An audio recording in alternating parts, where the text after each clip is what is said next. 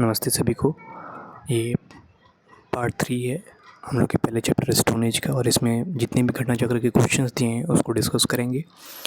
और चलिए शुरू करते हैं बिना किसी देरी के। तो पहला क्वेश्चन है कि Robert Bruce Foote who discovered first Palaeolithic tool in India was an. तो ये जियोलॉजिस्ट भी थे, आर्कियोलॉजिस्ट भी थे। इन्होंने जीएसआई में भी काम किया और आर्कियोलॉजिस्ट से ये जो 1863 में पलवरम जो साइट है तमिलनाडु में, मद्रास के पास, वहाँ से इन्होंने हैंड एक्स टूल, एक कुल्हाड़ी जो है खोजी, जिससे हमें इंडियन प्री हिस्ट्री के बारे में पता चलता है, और इसीलिए इनको father of Indian pre history भी कहते हैं। कुछ की पॉइंट्स देख लेते हैं कि पहला पॉइंट ये है कि आपका जॉन जीएसआई 1958 ये इस पद पर है, और पैलियोलिथिक टूल के बारे में डिस्कवरी की, प्री हिस्टोरी आर्कियोलॉजी के बारे में पता किया। और अच्छा, जो पैलियो बॉटनिस्ट होते हैं वो उन लोगों को कहते हैं जो प्लांट्स फॉसिल्स के बारे में स्टडी करते हैं। तो ऐसा इन्होंने कुछ किया नहीं था। हिस्टोरियन वो लोग हैं जो रिटन रिकॉर्ड्स हैं उसको स्टडी करते हैं। तो ये आर्कियोलॉजिस्ट थे बेसिकली। इन्होंने उत्खनन और एक्सकवेशंस से खोजा है सारी चीज़ें। और प्रोफेशनल रोल जीएसआई में 33 साल इन्होंने काम किया। स्ट्रीट जियोलॉजिस्ट है, बड़ौदा मैसूर के father of Indian pre history कहते हैं। डिस्कवरी जो है पलवरम में 30 मई 1863 को इन्होंने किया। क्या खोजा था? तो क्वार्ट्ज़ाइट हैंडेक्स एस्ल्यूएंट टाइप का इन्होंने आर्टिफैक्ट खोजा। साइंटिफिक कौन सी मेथड है? तो बेसिकली कई एक्सकवेशन में आपको ये मेथड देखने को मिलेगा, स्ट्रेटिग्राफी, जिसमें हम लोग लेयर बाय लेयर जो है मिट्टी के, उससे पता करते हैं कि कौन सी मिट्टी कितनी पुरानी है। और फूड कलेक्शन कई सारे इन्होंने जो कलेक्शंस किए थे वो चेन्नई म्यूज़ियम में प्रिजर्व हैं। कुछ की साइट्स और इन्होंने डिस्कवर की थी, जैसे बेलम केव 1884 में, और आंध्र प्रदेश में है ये। Neolithic stone factory at Kappagal hill Karnataka में इन्होंने आइडेंटिफाई किया था। Dharwar system Kolar gold fields gold deposit को इन्होंने मानचित्र मैपिंग की। अब आते हैं सेकंड क्वेश्चन पे। तो सेकंड क्वेश्चन कहता है कि the 3A system divided into stone, bronze, iron from the collection of Copenhagen museum was coined bye. तो थॉमसन ने इसको कॉइन किया था, याद रखिएगा, जो स्टोन, ब्रॉन्ज और आयरन एज में इन्होंने डिवाइड किया था। तो थॉमसन के बारे में हम लोग जाने तो क्रिश्चियन जॉक्सन थॉमसन ये डेनिश एंटीक्वेरियन थे और म्यूजियम क्यूरेटर थे, वस्तु विशेषज्ञ और संग्रहालय क्यूरेटर थे। He formatted the 3A system in early 19th century while organising the National Museum of Denmark. तो ये जब नेशनल म्यूजियम ऑफ डेनमार्क में काम कर रहे थे उसी दौरान इन्होंने ये 3A सिस्टम के बारे में जो है डिवीज़न किया। इनकी ये बुक है 1886 में इन्होंने पब्लिश किया। ये book Ledetraad til Nordisk Oldkyndighed, काफ़ी पढ़ने में थोड़ा सा कठिन है। चलिए आगे चलते हैं। Provided scientific chronological framework for pre history. तो एक कालक्रमिक ढांचा प्रदान किया प्रागैतिहासिक काल के लिए। तो वही जो स्टोन, ब्रॉन्ज और आयरन एज में 3 क्लासिफिकेशंस किए थे थॉमसन ने। और tools of stones, wood bone, no metals, stone age को कहते हैं। ब्रॉन्ज एज जो है कॉपर ब्रॉन्ज जहाँ हम लोग को मिलता है, आयरन एज जहाँ आयरन ब्रॉन्ज को रिप्लेस कर देता है। तो ये 3 बेसिकली क्लासिफिकेशंस थे। और 2010 में पूछा गया था 3A सिस्टम। अब कुछ और जो ऑप्शंस हैं उनके बारे में हम लोग देख रहे हैं कि जो जॉन लोबॉक थे उन्होंने स्टोन एज का भी सब डिवीज़न किया। तो जॉन लोबॉक 1865 में प्री हिस्टोरिक टाइम्स में इस सिस्टम को रिफाइंड किया, स्टोन एज को और सब क्लासीफाई किया। कैसे कैसे पैलियोलिथिक टूल्स को जो है वो चिप्ड टूल्स, जैसे कच्चे औजार जो बोलते हैं, न्यूलिथिक में पॉलिश टूल्स एग्रीकल्चर के लिए यूज़ होने लगे, क्योंकि न्यूलिथिक साइट है तो इसमें कई सारे रिफाइंड टूल्स आने लगे।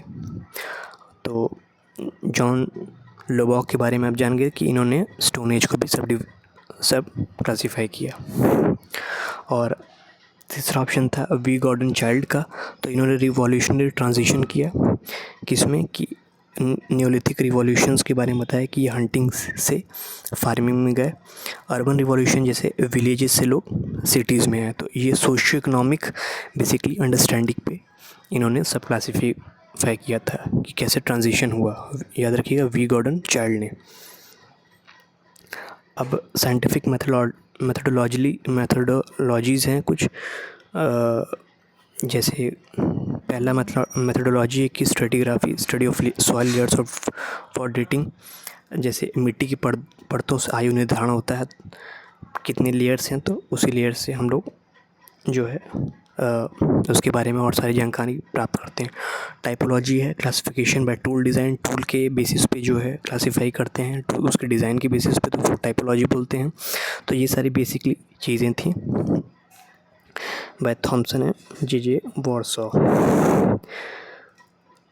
तो ये समरी टेबल हो गया। तो जॉक्सन थॉमसन ने, याद रखिएगा थॉमसन क्या किए थे, 3 सिस्टम, स्टोन, ब्रॉन्ज और आयरन।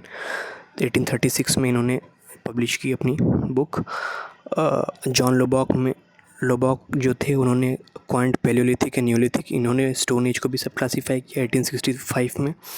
वी गॉर्डन चाइल्ड जो है ये न्योलिथिक एंड अर्बन रिवॉल्यूशन से जो ट्रांजिशन हुआ था उसके बारे में बताया 1930s के अप्रॉक्स। और रॉबर्ट ब्रूसवुड तो हम लोग जान ही रहे हैं कि जो फर्स्ट पैलियोलिथिक टूल था इंडिया में उन्होंने डिस्कवर किया था 1863 में। अब अंडरस्टैंडिंग की बेसिस पे अगर हम लोग डिस्कस करें तो ये सारी चीज़ें हो जाती हैं कि टाइम क्लासिफिकेशन हुआ, लोबॉक टूल बेस्ड है, सोशल ट्रांसफॉर्मेशन है चाइल्ड ने, सोशियो इकोनॉमिक ट्रांसफॉर्मेशन, और फूड जो है इंडियन एप्लीकेशन के बारे में। अब आगे चलते हैं तीसरा क्वेश्चन। दूसरे क्वेश्चन में काफ़ी डिस्कशन होंगे। With reference to the Indian history, Alexander Rea, H Longhurst, Robert Sewell, James Burgess and Walter Elliot were associated with. तो ध्यान दीजिएगा कि आर्कियोलॉजिकल एक्सकेवेशंस से रिलेटेड है। 2023 में IAS में प्री में क्वेश्चन पूछा गया है। तो आर्कियोलॉजिकल एक्सकेवेशंस तो बेसिकली ये लोग साउथ इंडिया के जितने भी एक्सकेवेशंस हैं उससे रिलेटेड हैं। चलिए आगे चलते हैं। तो पहले बात करते हैं कि ये जितने भी लोग थे, Alexander Rea, H Longhurst, Robert Sewell, James Burgess and Walter Elliot were associated with archaeological excavations in India. They were British officials who documented India's ancient heritage, especially in South India. तो ये south India से related थे, ये point आप लोग को मिल गया। अब बात करते हैं कि लोग की। तो जेम्स जो बुर्गेस थे, इन्होंने ये डायरेक्टर जनरल रहे ASI की, आर्कियोलॉजिकल सर्वे ऑफ इंडिया 1886 से 89 तक। ये cave temples founded Indian एंटीक्वेरी general. तो ये केव टेम्पल्स के बारे में इन्होंने अध्ययन किया था, जितने गुफा मंदिरें थीं उनके बारे में इन्होंने अध्ययन किया। और ये इंडियन एंटीक्वेरी पत्रिका जो है इन्होंने शुरू की थी। ये ध्यान कौन था, जेम्स बुर्गेस। वॉल्टर इलियट के बारे में बात करें तो ये एंटीक्वेरियन थे, वस्तु विशेषज्ञ थे और न्यूमिस्मेटिस्ट थे। मुद्रा जो वैज्ञानिक होते हैं न्यूमिस्मेटिस्ट, वो थे वॉल्टर इलियट। तो वस्तु विशेषज्ञ और जो मुद्रा के बारे में अध्ययन करते हैं। क्या किया था इन्होंने, Elliot marbles from Amaravati Stupa, इसलिए ये फेमस हैं वॉल्टर इलियट मार्बल। इलियट से क्या है, इलियट मार्बल फेमस कहाँ है, अमरावती स्तूपा। अलेक्जेंडर री के बारे में बात करें तो अलेक्जेंडर री आर्कियोलॉजिकल सुपरिटेंडेंट थे। और ये जो है क्या किए थे, आदि चन्नलूर जो एक साइट है उसके बारे में इन्होंने खुदाई की थी। आयरन एज की साइट है आदि चन्नलूर, अमरावती और महाबलीपुरम की भी। तो ये 3 साइट्स इंपॉर्टेंट हैं, आदि चन्नलूर, आयरन एज की जो साइट है अमरावती और महाबलीपुरम, उसकी लोग खुदाई की थी। तो अगला नाम आता है रॉबर्ट सेवल का। ये हिस्टोरियन और आर्कियोलॉजिस्ट दोनों थे। ये ध्यान रखिए, एक इन्होंने बहुत फेमस किताब लिखी, फॉरगॉटन एम्पायर, विजयनगर हिस्ट्री के से जो रिलेटेड थी, अ फॉरगॉटन एम्पायर, रॉबर्ट सेवल, याद रखिएगा। एच लॉन्गहर्स्ट के बारे में, ये भी आर्कियोलॉजिस्ट थे। नागार्जुनकोंडा की खुदाई की इन्होंने और हम्पी का संरक्षण किया। नागार्जुन की कौन किया था? एच लॉन्गहर्स्ट, याद रखिएगा। तो ये कुछ साइट्स है जिस पे इन्होंने काम किया था, देख सकते हैं। ये अमरावती नागार्जुनकोंडा एक फेमस बुद्धिस्ट साइट्स है। IAS में भी प्री में भी कई क्वेश्चन इस पे बनते हैं। टेम्पल और empire ruins, Hampi Mahabalipuram. Pre historic iron site क्या है? आदि चन्नलूर, आयरन एज की साइट। और अब चौथे क्वेश्चन पे आते हैं। According to the excavated evidence the domestication of animal began in, तो ये मीजोलिथिक पीरियड में चालू हुआ था। जो मध्य पाषाण काल था उसमें जो है जानवरों को पालतू बनाना ये उस समय चालू हो गया था, मध्य पाषाण काल में। अब domestication of animals in India began in Mesolithic period में चालू हुआ था। और ट्रांजिशन फ्रॉम हंटिंग गैदरिंग, जो हम लोग हंटिंग करते थे और संग्राहक थे, टू अर्ली पैस्टोरलिज्म, एक चरवाहा कम्युनिटी जो है, एक जो जानवरों को पालने वाली कम्युनिटी है वो डेवलप हुई। तो शिकारी से हम लोग एक पालने के रूप में भी आए। फिर इसके बाद जो ट्रांजिशन होगा वो खेती पे होगा। और ये साइट है, ये कुछ साइट्स हम दे सकते हैं, इसके कुछ पिक्चर्स हैं, ये टूल्स हैं, जितने भी टूल्स हैं आप देख सकते हैं। शेप और साइज़ इन सब का अलग अलग है और डिज़ाइन भी इन लोग का अलग है। और देखिए कुछ इंपॉर्टेंट पॉइंट है, जैसे earliest evidence at Adamgarh. Earliest evidence हम लोग को जो मिला है मेसोलिथिक जो डोमेस्टिफिकेशन का, वो आदमगढ़ में मिला है, नर्मदापुरम में, MP में है। और also at Bagore, Kuthari river के किनारे, ये राजस्थान में है। और क्या क्या एविडेंस मिले हैं? एनिमल बोन्स मिला है, माइक्रोलिथिक टूल्स मिला है, छोटे औजार होते हैं वो मिला है। ध्यान रखिएगा जो पहला एनिमल जो डोमेस्टिकेटेड हुआ था, जिसको पालतू बनाया गया था, वो डॉग था। और कुछ जैसे भेड़ बकरी मवेशियों को भी बनाया गया पालतू, स्मॉल टूल इस्तेमाल हुआ। और ये part of a Holocene transition, जो होलोसिन ट्रांजिशन है ये उसका पार्ट था। की फीचर्स क्या रहेंगे कि मैक्रोलिथिक जो सूक्ष्म पाषाण जो छोटे औजार हैं उनका यूज़ हुआ। सेमी नोमैडिक जो घुमंतु लोग हैं, इधर उधर घूमते हैं, तो उस टाइम पे बेसिकली सारे लोग वही थे। और अर्ली एनिमल डोमेस्टिकेशन जो है ये चालू हुआ। बिगिनिंग ऑफ फूड प्रोडक्शन थोड़ा थोड़ा यहाँ से देखने को हमको मिलता है। अब आते हैं अगले क्वेश्चन में। तो मेसोलिथिक कॉन्टेक्स्ट में evidence of animal domestication has been found at, तो ये आदमगढ़ में मिला था, आदमगढ़ MP पहला जो है एविडेंस मिला है डोमेस्टिकेशन का। और ऑप्शंस की बात करें तो लंघनज, तो यहाँ जो है जो ब्यूरियल्स हैं, दफन स्टोन टूल्स ये मिले हैं। चोपानो ये UP की साइट है। यहाँ से आपको जो मिट्टी के बर्तन है, पॉटरी, वो देखने को मिलती है। सबसे अर्लीस्ट एविडेंसेस में से एक है ये। बीरभानपुर जो है ये वेस्ट बंगाल में है ये साइट। तो चलिए अब आगे वाले क्वेश्चंस में बढ़ते हैं। From which one of the following sites bone implants, जो बोन इम्प्लीमेंट्स जो हैव बीन फाउंड, तो जो हमें हड्डियाँ मिली हैं, कई सारे कंकाल भी मिले हैं, तो कहाँ से मिले हैं? तो देखिए दो इम्पोर्टेंट साइट्स हैं, जैसे मददहा और सराय नहर राय, ये प्रतापगढ़ UP में है डिस्ट्रिक्ट, ये प्रतापगढ़ डिस्ट्रिक्ट है UP में। ये दोनों साइट्स हैं। एक साइट और है दमदमा। तो ये दोनों साइट्स हैं जहाँ हम लोग को बोन इम्प्लीमेंट्स मिले हैं। अब बात करते हैं तो ये मिडिल गंगा प्लेन की साइट्स हैं, मेसोलिथिक साइट्स हैं ये दोनों।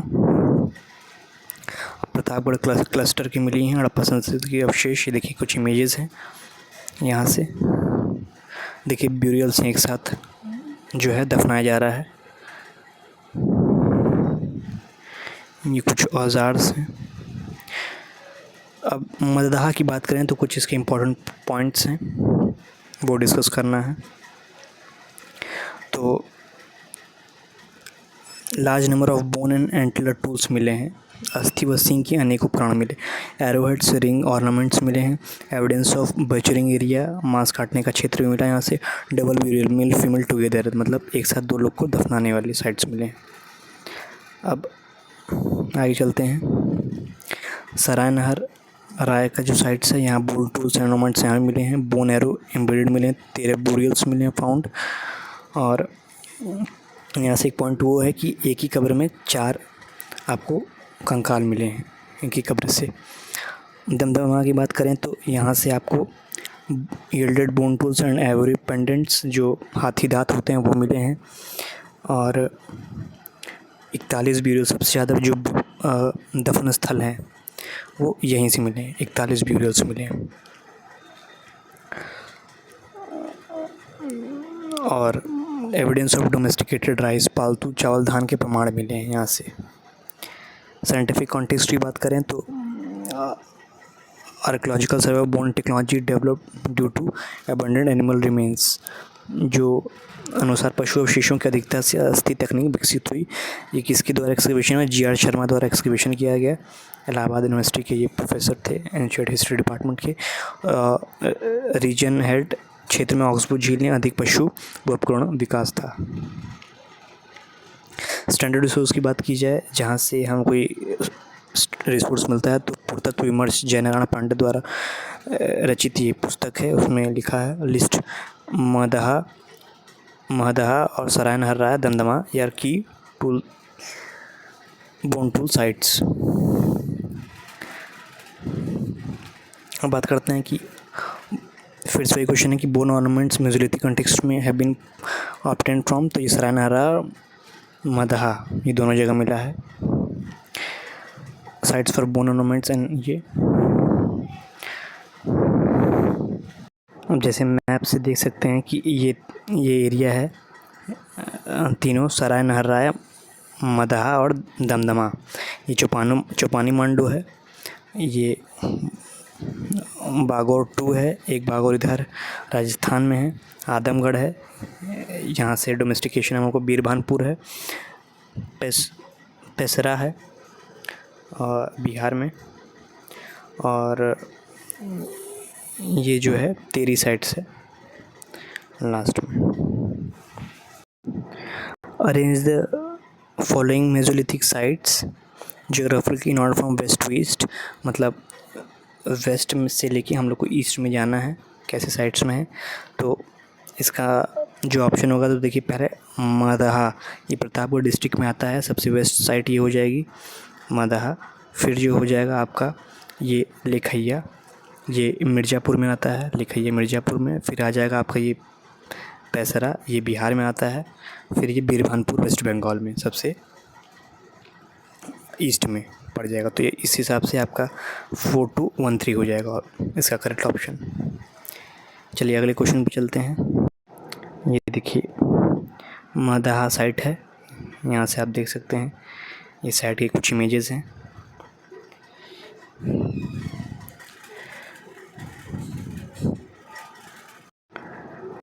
The stone age settlement of Bihar, Paisra पे लिखी एक बुक है, पीसी पंत द्वारा। अब लिखैया जो है, यहाँ से हम लोग को रॉक शेल्टर्स में 17 स्केल्टन्स मिले हैं। ये रिच माइक्रोलिथिक टूल्स के लिए फेमस थी। और पेसरा की बात करें तो ये बिहार की एक साइट है, यहाँ सेटलमेंट एंड हैबिटेशन देखने को मिलता है। स्टोन टूल प्रोडक्शन है, पत्थर के औजार यहाँ देखने को मिलते हैं, मानव निवास का प्रमाण। और बीरभानपुर में सबसे ईस्टर्न मोस्ट साइट थी। ये दामोदर रिवर के किनारे है, माइक्रोलिथिक टूल और डिपॉजिट यहाँ को देखने को मिलते हैं। अब अगला क्वेश्चन आता है कि 3 human skeleton in a single grave were recovered at. तो देखिएगा दमदमा मिला था कि एक साथ 3 लोगों को दफनाना जो है, जो स्केल्टन मिले हैं एक ही कब्र में, वो दमदमा से मिले हैं। 4 वाला जो है सराय नहरा में मिला है, और डबल ब्यूरियल्स हम लोग को महदहा में मिला है। तो डबल देखिएगा M, 3 से याद रखिएगा D, और 4 से याद रखिएगा आपका सराय नहरा है, 2 3 4। अब कुछ इम्पोर्टेंट पॉइंट्स हैं यहाँ की।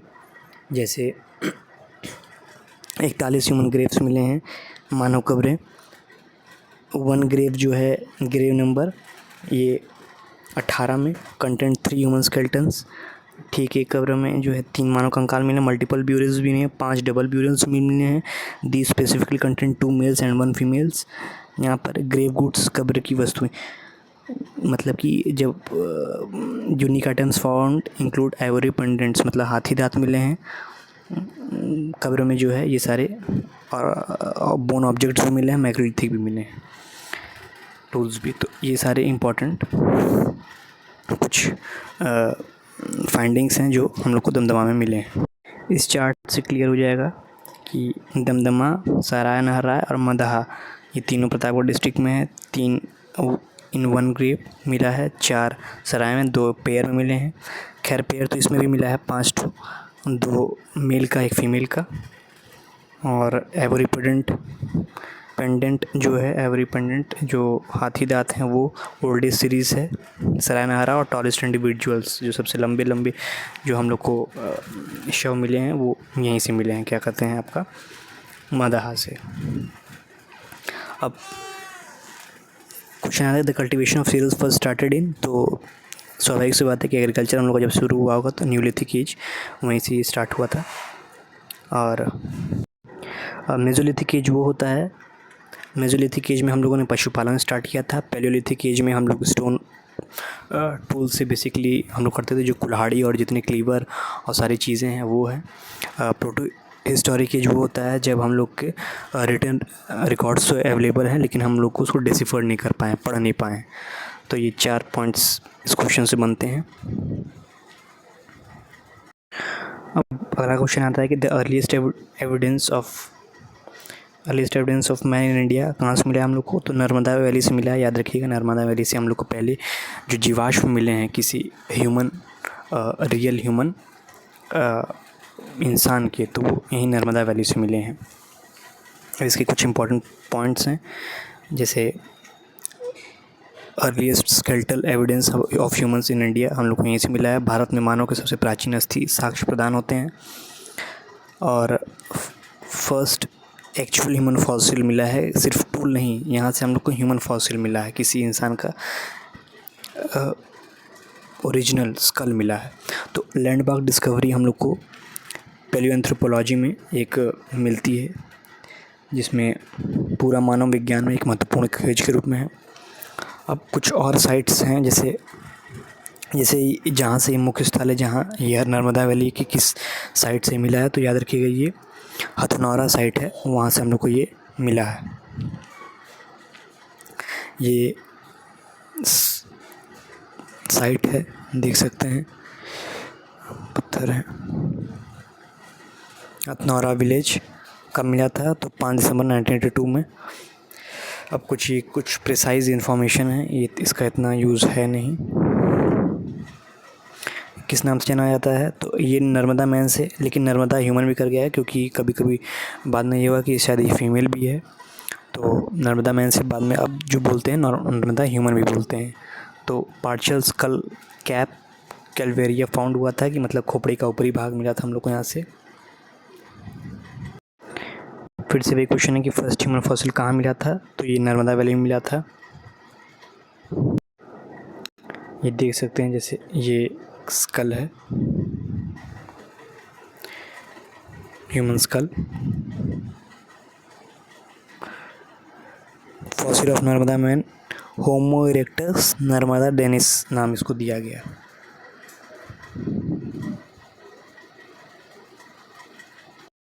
The first series used by man, तो हम लोग ने सबसे पहले जो इस्तेमाल किया वो बार्ले यूज़ किया, यानी कि जौ सबसे पहले यूज़ किया। फिर उसी की इंडिया में उसी के तुरंत बाद जो है हम लोग को गेहूं के भी साक्ष्य मिलते हैं। गेहूं का कहाँ से मिलता है, मेहरगढ़ से, याद रखिएगा। और चावल के जो साक्ष्य सबसे ओल्डेस्ट हम लोग को मिले हैं वो कहाँ से मिलेगा, तो ये हम लोग को सबसे ओल्डेस्ट चावल के साक्ष्य मिले लहुरा देव से, मिले हैं सबसे। ये कहाँ पड़ता है, तो संत कबीरनगर डिस्ट्रिक्ट यूपी में है ये। तो यहाँ से सबसे ओल्डेस्ट जो है आपके चावल के, राइस के एविडेंसेस मिले हैं। अब जैसे तो चावल ये जौ आपका कम गया तो 8000 BC इसका अप्रॉक्सीमेट टाइम पीरियड बताया गया। ये कहाँ मिला तो फर्टाइल क्रेसेंट जो उपजाऊ जो अर्धचंद्र है जो पश्चिम एशिया का, और कहाँ कहाँ ये कवर करता है तो लेवांट, तुर्की, इराक, ईरान, यहाँ से हम लोग को ये साक्ष्य मिलता है जौ का। फिर बात करें तो ग्लोबल लेवल पे कहाँ कहाँ कौन सी चीज़ मिली तो वेस्ट एशिया में बार्ली एंड व्हीट मिला, और राइस का मिला तो चाइना जो यांगज़ी वैली है वहाँ से मिला, और इंडिया में भी इसी अप्रॉक्सीमेट टाइम पे जो लौहरा देव है वहाँ से ट्रेस किया जाता है। तो चावल में दोनों अप्रॉक्सीमेट सेम है। मेज़ का देखेंगे तो आपका जो सेंट्रल अमेरिका में हो जाएगा, मिलेट का चाइना है, सोरघम जो है ये आपका अफ्रीका में मिला। तो वाई बार्ले फर्स्ट फाल जौ पहले क्यों इसका यूज़ है, तो सबसे पहले देखिए कि पुअर सॉइल में भी जो हम लोग बोलते हैं मिलेट्स, तो ये पुअर सॉइल में भी ये ग्रो हो जाता है। और resistance to drought and salinity, मतलब सूखा और लवणता सहन करता है। ये शॉर्ट ग्रोइंग साइकिल है, कम समय में तैयार हो जाता है, रिलायबल फूड सोर्स है, विश्वसनीय भोजन स्तर है। तो ये कुछ फीचर्स हैं जो इस अनाज को एक इम्पॉर्टेंट फैक्टर बनाता है सबसे पहले मिलने के। तो चलिए बहुत डिस्कशन हो गया, इससे अगले क्वेश्चन में चलते हैं।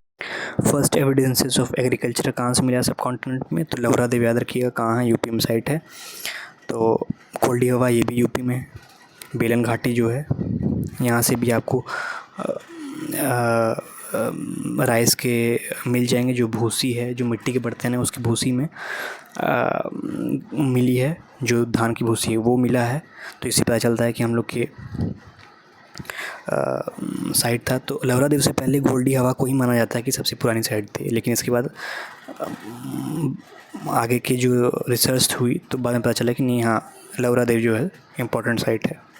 मेहरगढ़ याद रखिएगा कि आपका जो है पाकिस्तान में बलूचिस्तान रीजन में, यहाँ से आपको व्हीट के एविडेंसेस मिलते हैं। और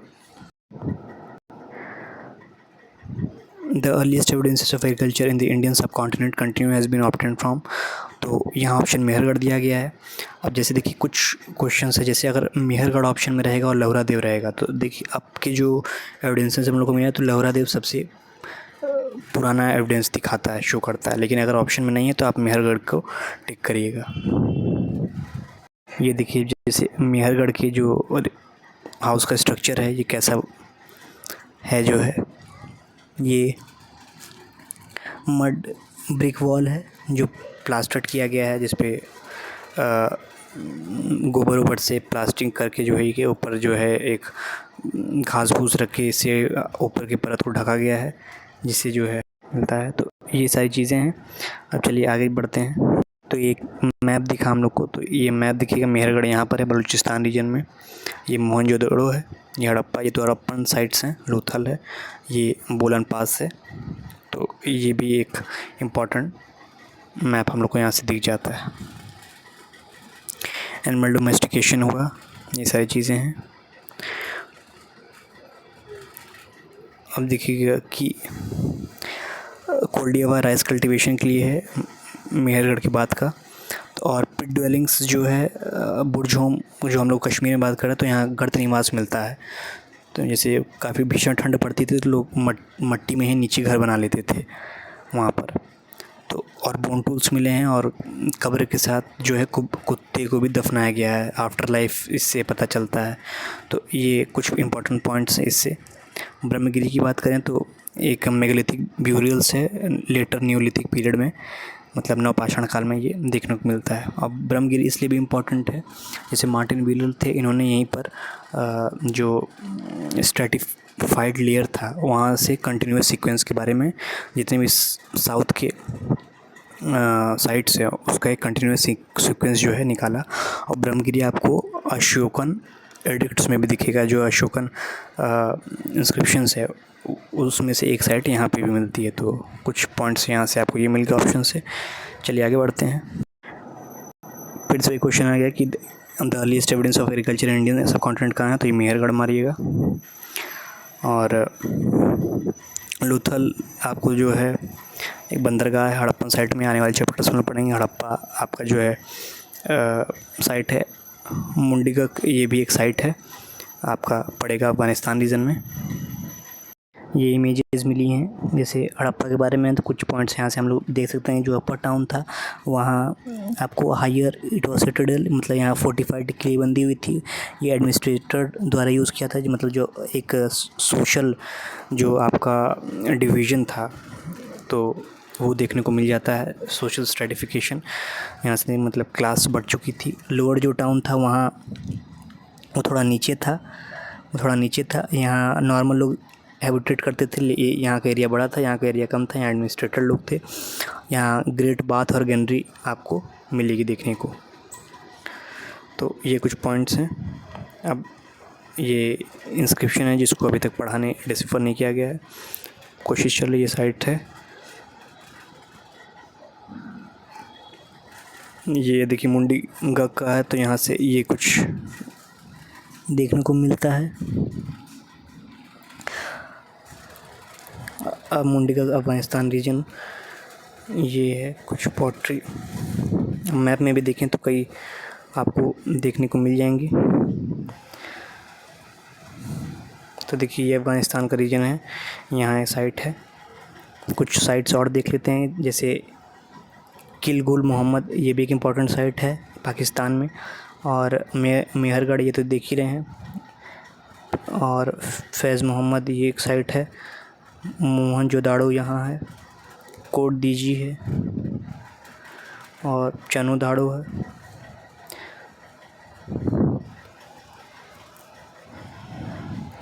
मेरी गलत है। तो ये कुछ इम्पोर्टेंट साइट था, ये मैप से दिखा। तो चलिए आगे बढ़ते हैं। तो अब सिर्फ हम लोग इसके आंसर्स डिस्कस करेंगे क्योंकि वीडियो ऑलरेडी काफ़ी लंबी हो गई है। तो चलिए क्वेश्चन शुरू करें। During the Neolithic age the earliest evidence of the origin of agriculture has been found at which of the following place in the north western region of Indian subcontinent. तो ये आपको मेहरगढ़ में मिला है। तो earliest evidence हम लोग को वहीं से मिले हैं एग्रीकल्चर के। तो ये मुंडी का हम लोग अभी नहीं पढ़ा कि ये साइट जो है आपके अफ़गानिस्तान रीजन में बालाकोट साइट है, दामसादात है, अमरी है। तो ये कुछ साइट्स हैं। इमेजेस तो आप देखे ही थे हम लोग। तो इसके कुछ पॉइंट्स में मेहरगढ़ में, कच्ची प्लेन बलूचिस्तान रीजन में है। स्ट्रेटजिक लिंक ईरान प्लेटो को इंडस वैली से कनेक्ट करता है। कब एविडेंसेस मिला तो 7000 BC के अप्रॉक्स एविडेंसेस है। 3500 साल पुराना है हड़प्पन सिविलाइजेशन से। और व्हीट एंड बार्ले यहाँ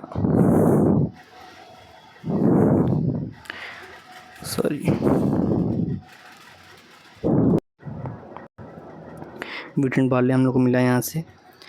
और ये एक ऐसी साइट है जहाँ एग्रीकल्चर और डोमेस्टिफिकेशन एक साथ देखने को मिलता है। और लौरा देव की बात करें तो वहाँ सिर्फ एग्रीकल्चर देखने को मिला है, डोमेस्टिफिकेशन की जो है कुछ खासा साक्ष्य नहीं मिले। और मड ब्रिक हाउसेस बने थे, लार्ज ग्रेनरीज थी, भेड़ बकरी इन सब के पशुपालन था। नोमैडिक सेटल्ड लाइफ पे ये लोग आए थे, मतलब घुमंतु से, मतलब जो घूमते रहते हैं सेटल लाइफ में। और north western reason the earliest evidence of animal domestication और एग्रीकल्चर इन इंडिया कहाँ से मिला है। तो मेहरगढ़। याद रखिएगा कि एनिमल एग्रीकल्चर का और डोमेस्टिकेशन का एक साथ एविडेंस मिला है, सिर्फ एक साइट है। तो किलगुल मोहम्मद साइट ये भी वहीं की साइट है। दमसादात ये भी पाकिस्तान की साइट है। और अंजीरा ये भी वहीं की साइट है। यहाँ से आप देख सकते हैं किलगुल मोहम्मद है, मेहरगढ़, कच्ची बाग के पास है, अंजोरी, ये तीनों जो है आपका बलूचिस्तान रीजन पड़ेगा। और मोहनजोदाड़ो है। और ये सारी साइट्स हैं। चलिए आगे with reference to culture heritage of Uttar Pradesh. तो दो ऑप्शन है कि the oldest evidence of agriculture in the global context has been obtained from many excavated sites in this region. तो ये ऑप्शन बिल्कुल सही है। The oldest cultivated food grains are barley and paddy. तो ये भी सही है। तो बोथ 1 और 2 आपका ऑप्शन सही हो जाएगा। यहाँ से आपको मैप देखो मिला है। ये देखिए सोहन वैली है, सांगो केव है यहीं पर आपका। और ये पोटवार प्लेट्यू है, डिडवाना है राजस्थान में। बेलन वैली है आपका प्रयागराज रीजन में। और ये हिरन वैली आपको मिलेगा गुजरात में, नेवासा है महाराष्ट्र में, करनूल है ये आंध्र प्रदेश में। तो ये आपको चीज़ें देखने को मिलेंगी।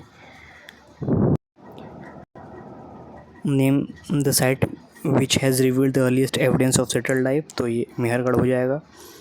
धोलावीरा जो है आपका वाटर मैनेजमेंट सिस्टम के लिए फेमस था। कालीबंगन आपका जो है वहाँ से चूड़ियाँ मिली थी, मतलब चूड़ियों के लिए साइट है।